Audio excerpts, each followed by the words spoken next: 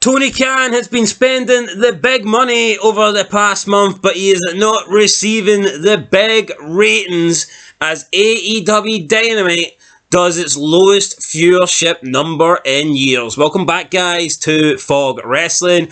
And guess what?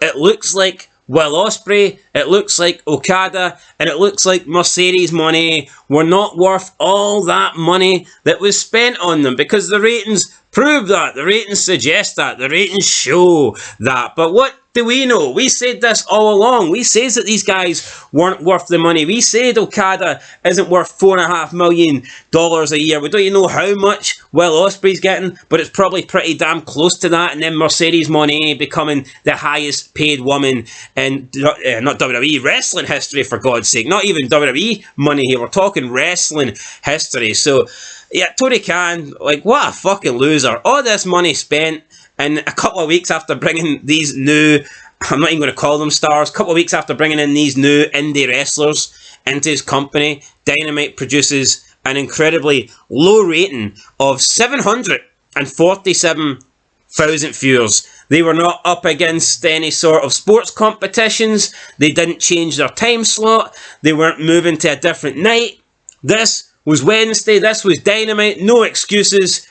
They got 747,000 because what they put on display was only worthy of that. To be honest, it probably wasn't even worthy of that amount, but I rated it a 0 out of 10. I thought the show was fucking garbage. It got a 0.23 rating in the 18 to 49 demographic.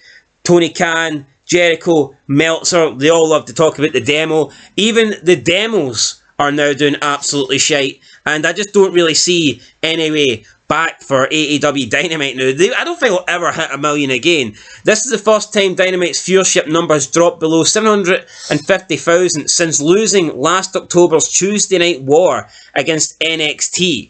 And it's the lowest demo rating Dynamite has drawn since being bumped to a Saturday in October 2021. Now keep in mind, they were moving to Tuesday that night back in October, so that could be the reason why. And then it's their lowest since Dynamite was put on a Saturday back in 2021. So we're talking about 3 years at least. I mean, this is probably the lowest rated Dynamite ever, I would say.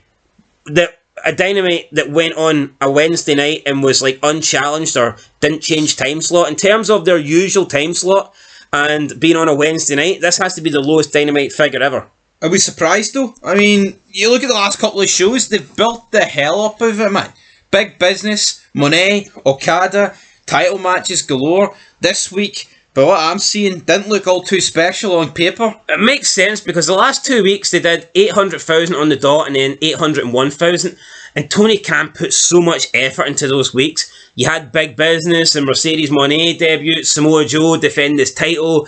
The week after that, you've got Okada debuting. You've got Cage versus Copeland for the TNT Championship. Around all this, you had the Sting hype. So, I mean, AEW Dynamite, they've been trying to promote all these new signings. They've been trying to promote their big titles and big title matches for weeks. And then you looked at the card this week. I didn't even do a preview this week on the channel because there wasn't really anything to talk about. So, yeah, I don't think it's any surprise. Like, Tony Khan, I would say, compared to his usual standards, he did drop the ball this week. And the ratings have dropped because of that big time.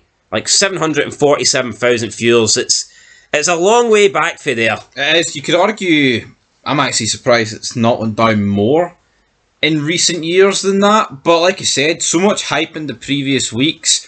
This week, not too much hype. And it just proves you, man, like Okada. How much money is he actually on in Japan before this move? Like, how many times is he getting doubled, quadrupled? Probably just gets a bowl of sushi for the night. In Japan, here he is. No, it's a joke, man. Tony Khan, he's just... Oh, Okada, me feed you a long time. Here's your sushi. No, it's a joke. Sushi on a pole match. Just pissing money in the wind, Tony Khan. But yeah, no, it's not surprising because, like you said, I mean, 2 weeks in a row there, they pretty much gave it everything they had.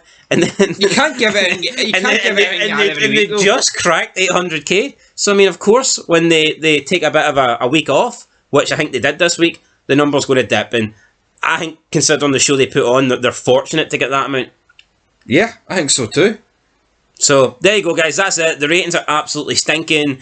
Mercedes, Ospreay, Okada, they're all stinking. The amount of money Tony Khan has wasted is absolutely terrifying. to be honest, and we will do a full breakdown of this with the quarter by quarter rating. So that video is going to be out soon. We'll look and see who was responsible for, I guess, I don't know, putting the most damage on this rating here. Who was responsible for losing the most amount of fans? Who contributed the most to this 747,000 viewership rating? We'll see that in about an hour or two, guys. So yeah, make sure you like this video. We'll catch you soon for the quarterly breakdowns, and that's been Fog Wrestling. Till next time, peace.